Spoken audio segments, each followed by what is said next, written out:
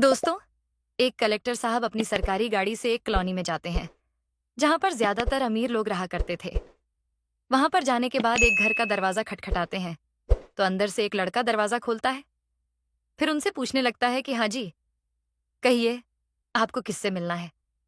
तो कलेक्टर साहब कहते हैं कि आपकी मम्मी कहाँ है, मुझे आपकी मम्मी से मिलना है। तो एक बुजुर्ग महिला घर के अंदर से निकलकर बाहर आती है। जैसे ही वे कलेक्टर साहब के सामने पहुंचती है तो कलेक्टर साहब एकदम से उनके पैर छूने लगते हैं। अब बुजुर्ग महिला जैसे ही देखती है कि है, ये तो बहुत बड़ा अधिकारी है, इसके साथ सरकारी गाड़ी है, साथ में सिक्योरिटी भी है, तो वह उससे कहने लगती है कि अरे भाई साहब, आप मेरे पैर क्यों छू रहे हो। तो कलेक्टर साहब उनसे कहने लगते हैं कि माँ, आपने मुझे नहीं पहचाना, मैं आपका वही बेटा राहुल हूं जिसे आपने ढेर सारी किताबें दी थीं। अब इस बात को सुनने के बाद बुजुर्ग महिला कलेक्टर साहब की तरफ गौर से देखती है तो उन्हें पहचान लेती है। दोस्तों, कौन थी यह बुजुर्ग महिला जिसके कलेक्टर साहब पैर छू रहे थे? क्या कहानी थी इन दोनों की जिस वजह से कलेक्टर साहब उनसे मिलने के लिए आए थे? आइए जानते हैं पूरी कहानी की सच्चाई इस वीडियो में। लेकिन वीडियो में आगे बढ़ने से पहले आप सभी से निवेदन है कि आप वीडियो को लाइक कर दीजिए और हमारे यूट्यूब चैनल को सब्सक्राइब कर लीजिए। दोस्तों, उत्तर प्रदेश के एक गांव में एक परिवार रहा करता है। परिवार में माता पिता है। उनका एक लड़का है जिसका नाम राहुल है। राहुल, जो कि अभी ग्रेजुएशन कर रहा है। उसके माता पिता उसे पढ़ा लिखाकर किसी बड़ी पोस्ट को हासिल करवाना चाहते हैं, इसीलिए वह उसकी पढ़ाई पर बहुत ही ज्यादा ध्यान देते हैं। उनके पास कुछ पुश्तैनी जमीन है, उस पर खेती बाड़ी करते हैं, साथ में थोड़ी बहुत मेहनत मजदूरी भी कर लिया करते हैं ताकि उनके बेटे को पढ़ाई लिखाई में कोई परेशानी ना आए। इधर जो उसकी माँ है, वह भी अपने बेटे का पढ़ाई लिखाई में पूरा साथ देती है। कहती है कि बेटा, अच्छे से पढ़ाई करो ताकि तुम एक बड़े अफसर बन सको और तुम्हारा जीवन अच्छी तरह से व्यतीत हो। राहुल भी ग्रेजुएशन के टाइम से ही यूपीएसएससी की तैयारी करने लगता है। धीरे धीरे समय बीतता है, लेकिन उस परिवार की खुशियों को किसी की नजर लग गई थी। एक दिन राहुल के पिता मजदूरी पर गए हुए थे। वहां एक छोटा सा एक्सीडेंट होने के कारण उसके पिता को बहुत ही गहरी चोट लग जाती है। इसके बाद उन्हें हॉस्पिटल में भर्ती कराया जाता है। तो डॉक्टर साहब ऑपरेशन के लिए बोल देते हैं, जिसमें मोटा खर्चा आने वाला था। अब ये बात जैसे ही राहुल को पता चलती है तो वह परेशान हो जाता है, क्योंकि उसके पिता की जितनी भी आमदनी नहीं हुआ करती थी, वह सारे आमदनी से वह घर का गुजारा कर लिया करते थे। बचे हुए पैसे राहुल की पढ़ाई में लग जाते थे। लेकिन आज उसके पिता जिंदगी और मौत के बीच में थे। उनको बचाने के लिए ज्यादा पैसे चाहिए थे। तो राहुल अपनी माँ से बात करता है और अपनी उस पुश्तैनी जमीन को बेच देता है। उससे जो पैसे आते हैं, उन पैसों को अपने पिता के इलाज में लगा देता है। तो डॉक्टर साहब उसके पिता का इलाज स्टार्ट कर देते हैं, लेकिन उसके बेटा अभी भी होश में नहीं आए थे। वह ऐसे ही बेड के ऊपर पड़े हुए थे। राहुल डॉक्टर साहब से पूछता है कि अब कैसी कंडीशन है। तो डॉक्टर साहब कहते हैं कि अभी एक और ऑपरेशन करना पड़ेगा, फिर भी हम ज्यादा कुछ नहीं कह सकते। अब यह बात सुनकर राहुल को बड़ा ही बुरा लगता है। तो वह अपनी माँ के पास जाता है, अपनी माँ को पूरी कंडीशन बताता है। तो उसकी माँ कहती है कि बेटा, अब ऐसा करते हैं कि अब रब के हवाले छोड़ देते हैं। अब जैसा रब चाहेगा तो तुम्हारे पिता ठीक हो जाएंगे। लेकिन बेटा अपने पिता से बहुत ही ज्यादा प्यार करता है। तो वह कहता है कि माँ, ऐसा नहीं होगा, हम अपने पिता का ट्रीटमेंट जरूर से कराएंगे। तो उसकी माँ कहती है कि बेटा, कहाँ से कराएगा, हमारे पास जो पुश्तैनी जमीन थी उसको तो हम बेच चुके हैं, अब इतने पैसे हमारे पास कहाँ से आएंगे। तो राहुल कहता है कि माँ, कुछ पैसे तो उस जमीन बेचने के बाद बच चुके थे, कुछ पैसों का इंतजाम और करना है, तो इसके लिए मैं चाहता हूं कि क्यों ना हम अपना घर भेज दें। अब यह बात सुनकर उसकी माँ फूट फूट कर रोने लगती है। कहती है कि बेटा, तो यह क्या कह रहा है, अगर हम घर को बेच देंगे तो हम रहेंगे कहाँ। लेकिन राहुल अपने घर को भी बेच देता है, उन पैसों को अपने पिता के इलाज में लगा देता है। लेकिन दोस्तों, फिर भी डॉक्टर साहब उसके पिता को बचा नहीं पाते। उनकी मौत हो जाती है। राहुल अपने पिता का अंतिम संस्कार करता है, फिर अपनी माँ को लेकर एक किराए के मकान में शिफ्ट हो जाता है, क्योंकि अब तक वह उसी मकान में रह रहे थे जो मकान राहुल ने बेचा था। उसने मकान मालिक को अपनी कंडीशन बता दी थी। तो उसने कहा था कि कोई बात नहीं भाई, जब तक तुम्हारे पिता का इलाज हो तुम यहीं पर रह सकते हो। लेकिन जैसे ही उसके पिता की मौत हो गई तो उसके बाद राहुल को वह मकान छोड़ना पड़ता है। उस मकान को छोड़कर जाते हुए राहुल और राहुल की माँ की आंखों में आंसू आ गए थे। फिर एक किराए के मकान में वो लोग शिफ्ट हो जाते हैं। राहुल अपनी माँ से कहता है कि माँ, अब मैं बड़ा हो गया हूँ, मैं मेहनत मजदूरी कर सकता हूँ, जिससे हमारी गुजर बसर आसानी से हो जाएगी। इस पर उसकी माँ कहती है कि नहीं बेटा, तू ऐसा कर, तू अपनी पढ़ाई लिखाई पर ध्यान दे। मैं तेरे लिए मेहनत मजदूरी करूंगी, मैं ऐसा कोई काम कर लूंगी और तेरी पढ़ाई के लिए भी पैसे कमा लिया करूंगी। अब यह बात जैसे राहुल सुनता है तो उसकी आंखों में आंसू आ जाते हैं। वह अपनी माँ को गले से लगा लेता है, कहता है कि माँ, आपको कोई भी परेशानी लेने की जरूरत नहीं है। मैं दोनों काम एक साथ में कर लूंगा, मैं पढ़ाई भी कर लूंगा, साथ में नौकरी भी कर लूंगा, जिससे हमारी गुजर बसर हो जाए। ऐसा कहकर उसने अपनी माँ से मना कर दिया था। फिर इधर उधर अपने लिए काम ढूंढने लगता है। उसे जैसा भी काम मिला करता उस काम को कर लिया करता। ज्यादातर वह ऐसा काम देखता जहां पर उसे निगरानी रखनी पड़ा करती, क्योंकि निगरानी रखते समय वह पढ़ाई भी कर सकता था। तो इसी तरह से वे इधर उधर काम करते हुए एक पॉश कॉलोनी में वॉचमैन की जॉब पकड़ लेता है। दिन के समय जब उसे कोई काम नहीं रहा करता तो वह अपनी एक किताब को लेकर वहीं पर पढ़ाई करते रहता।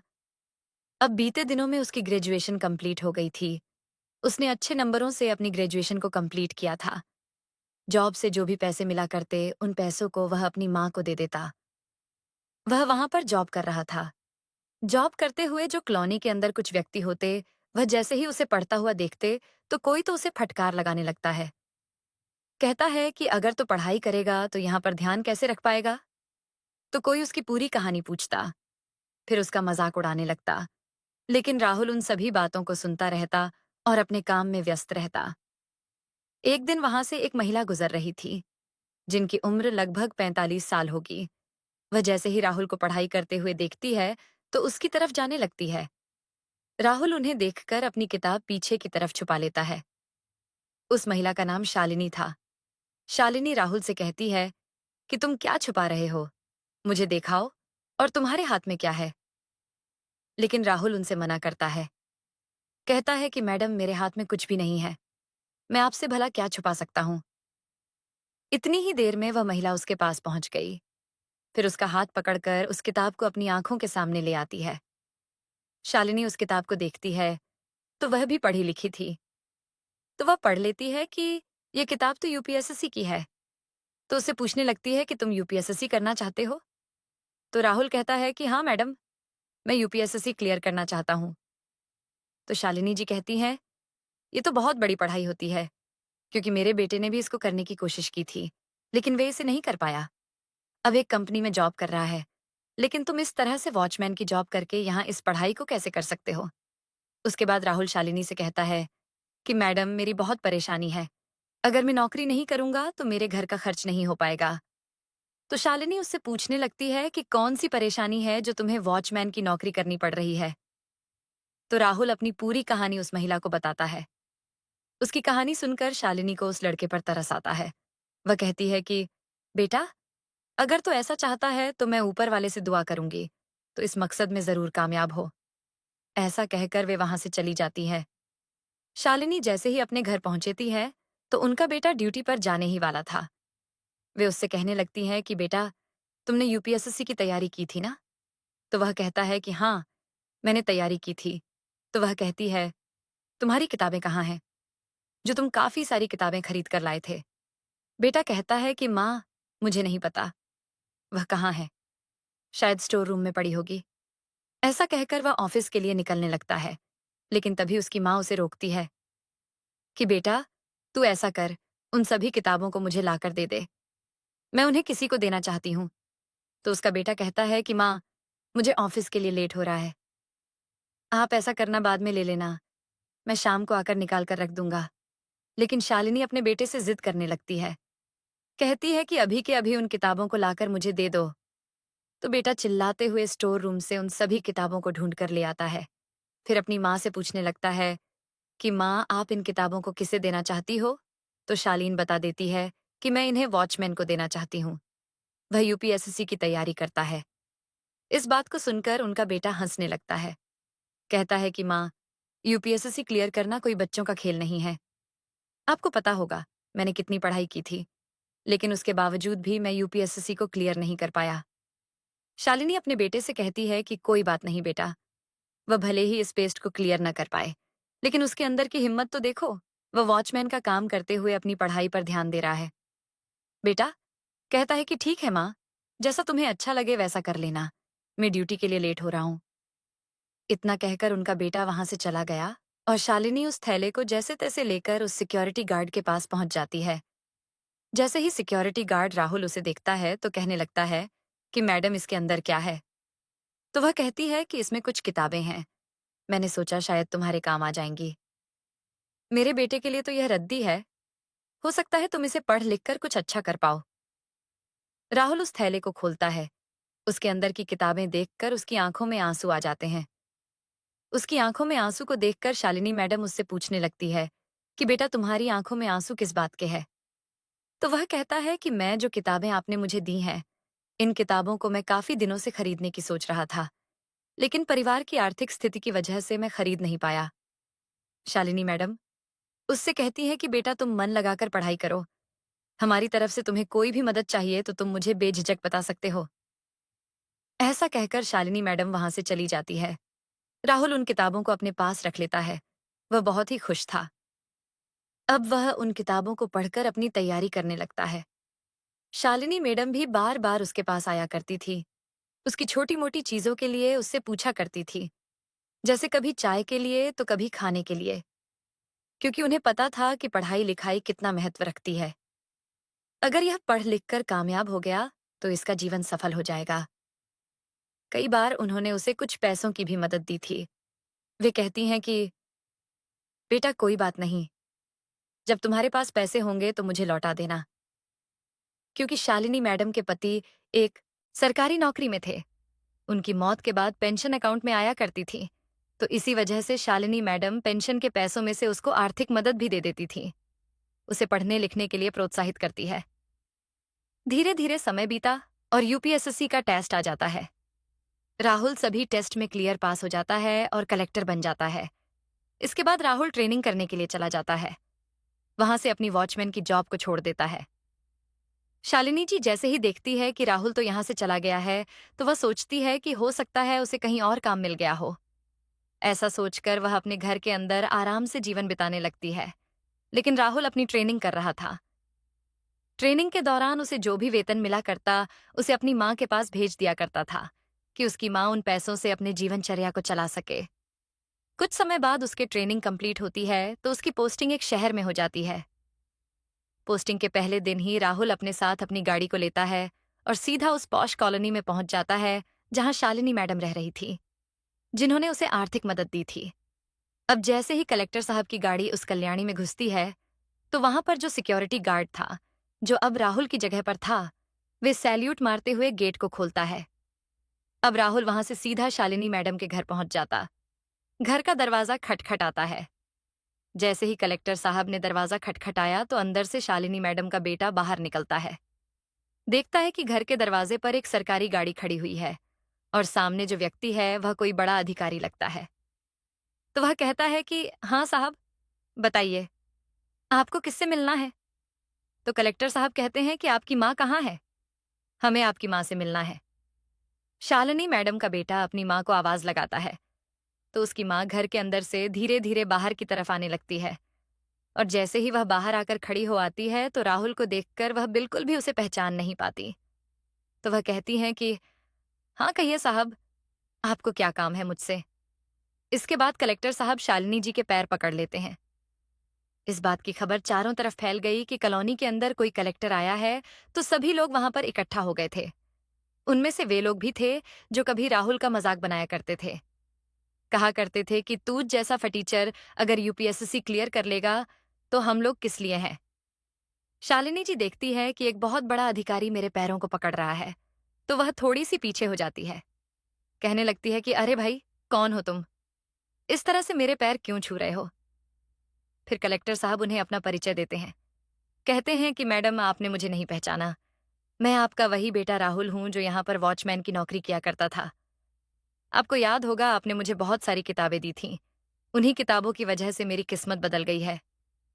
अब इस बात को सुनने के बाद शालिनी मैडम उसे पहचान जाती है। उससे कहने लगती है, अरे बेटा, तू बहुत अच्छी बात है। कौन से नौकरी लगी है तुम्हारी? राहुल बताता है कि माँ, आपकी कृपा से मैं आज कलेक्टर बन गया हूँ। कलेक्टर बनने के बाद मैंने सोचा कि सबसे पहले आपसे मिला जाए। इसी वजह से मैं आपके पास आया हूँ। अगर जिंदगी में कभी भी आपको कोई भी काम हो तो आप बेझिझक मुझे बता सकते हो। इसके बाद शालिनी मैडम कहती हैं कि बेटा बाहर से ही जाएगा, क्या घर के अंदर नहीं आएगा? फिर कलेक्टर साहब घर के अंदर जाते हैं। सभी एक सोफे पर बैठ जाते हैं। अब शालिनी मैडम अपने बेटे से कहती हैं कि बेटा, इनके लिए चाय पानी का इंतजाम करो। बेटा सर झुकाते हुए हाँ में जवाब देकर सीधा किचन के अंदर जाता है। कलेक्टर साहब के लिए चाय लेकर आता है। शालिनी जी राहुल से पूछती हैं कि ये बताओ, जब तुम्हारे टेस्ट क्लियर हो गए थे तो तुमने पहले क्यों नहीं बताया? तो राहुल बताता है कि मैं आपको पूरी तरह से सरप्राइज देना चाहता था कि जिस लड़के पर आपने भरोसा किया था वह कामयाब हो गया है। इसके बाद कलेक्टर साहब अपनी गाड़ी में से कुछ मिठाइयां जो शालिनी जी के लिए लेकर आए थे, उन मिठाइयों को मंगाकर शालिनी जी को दे देते हैं। कलेक्टर साहब शालिनी जी से कह देते हैं कि माँ, अगर आपको जिंदगी में कभी भी किसी चीज की जरूरत हो तो आप सीधा मेरे पास आ सकती हो। मैं आपकी हर तरह से मदद करूंगा। ऐसा कहकर कलेक्टर साहब वहां से चले जाते हैं। फिर अपनी ड्यूटी को करने लगते हैं। अब वह अपनी माँ के साथ सरकारी आवास में रहते हैं। मेहनत और ईमानदारी से अपना काम करते हैं। ड्यूटी करते हुए एक दिन अचानक से उनके ऑफिस पर शालिनी मैडम आ जाती है। जैसे ही कलेक्टर साहब सुनते हैं कि शालिनी जी यहाँ पर आई है, तो वह अपनी कुर्सी से खड़े होते हैं और गेट के बाहर से ही शालिनी जी को ऑफिस के अंदर ले जाते हैं। वहां जाने के बाद सम्मान के साथ उन्हें बिठाते हैं। फिर उनके लिए चाय पानी मंगवाते हैं। शालिनी जी से बातचीत करते हैं। पूछते हैं कि मैडम, आप यहाँ पर क्यों आई? अगर आपको कोई जरूरी काम था तो आप मुझे बुला लेती, मैं वहीं पर आ जाता। शालिनी जी आज मायूस सी दिखाई दे रही थी।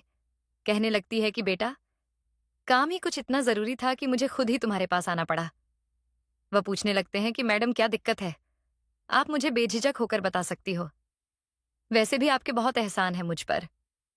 इस बात को सुनने के बाद शालिनी जी कलेक्टर साहब को बताने लगती है कि जो मेरा बेटा है उसे किसी व्यक्ति ने गलत तरीके से फंसा दिया है। उसके खिलाफ कानूनी कार्रवाई हो रही है। जो फंसाने वाले लोग हैं उनकी दूर दूर तक जान पहचान है। वह लोग मेरे बेटे को जेल में बंद कराना चाहते हैं। तो मैं चाहती हूं कि तुम कुछ ऐसा करो ताकि मेरा बेटा बच जाए, क्योंकि वह निर्दोष है। इसके बाद कलेक्टर साहब कहते हैं कि ठीक है, आप टेंशन मत ले। आप बस ये बता दीजिए कि आपके बेटे का केस कहाँ पर चल रहा है। शालिनी जी उन्हें पूरी डिटेल देती है। उन डिटेल को पढ़ने के बाद कलेक्टर साहब एक फोन मिलाते हैं और उन लोगों को बता देते हैं कि जिसके ऊपर तुम कार्रवाई कर रहे हो वह मेरा खास बड़ा भाई है। अगर तुम लोगों ने गलत तरीके से उसे फंसाया है तो फिर तुम देख लेना क्या होगा। इसके बाद जैसे ही यह बात दूसरा अधिकारी सुनता है तो कलेक्टर साहब से कह देता है कि नहीं साहब, ऐसा कुछ भी नहीं होगा। अगर कुछ भी गलत हुआ है तो मैं उसे ठीक कर दूंगा। अब कलेक्टर साहब शालिनी जी की तसल्ली बढ़ाते हैं। कहते हैं कि आप चिंता मत करो, आप मेरा नंबर ले जाओ। अगर आपको कोई भी दिक्कत हो, अगले 12 घंटे तक अगर आपके केस में कोई भी कार्रवाई ना हो तो आप बेझिझक मुझे फोन कर देना। मैं वहीं पर आकर आपकी समस्या सुलझा दूंगा। लेकिन अगले 6 घंटे के अंदर ही उनका बेटा सलाखों से बाहर आ गया था। उस पर लगा गए सारे इल्जाम हटा दिए गए। अब अक्सर राहुल अपनी माँ को लेकर भी शालिनी मेम के पास जाया करता और दोनों परिवार में एक दूसरे के प्रति अलग ही तरह का अट्रैक्शन हो गया था। कभी कभी त्योहार मनाने के लिए शालिनी जी राहुल के पास पहुंच जाया करती अपने परिवार के साथ। कभी कभी राहुल अपनी माँ के साथ शालिनी के यहाँ पर पहुंच जाया करता। तो दोस्तों, ये कहानी एक लड़के की जो कभी वॉचमैन था लेकिन वह कलेक्टर बन गया। आप क्या कहना चाहते हैं? राहुल के बारे में आप क्या कहना चाहते हैं? शालिनी मैडम के बारे में आपकी जो भी राय है कमेंट करके अवश्य बताइए। अगर कहानी आपको जरा भी पसंद आई हो तो हमारे YouTube चैनल को सब्सक्राइब कर लीजिए और वीडियो को भी एक लाइक कर दीजिए। मिलते हैं फिर से एक नई और इंटरेस्टिंग कहानी के साथ। तब तक के लिए धन्यवाद।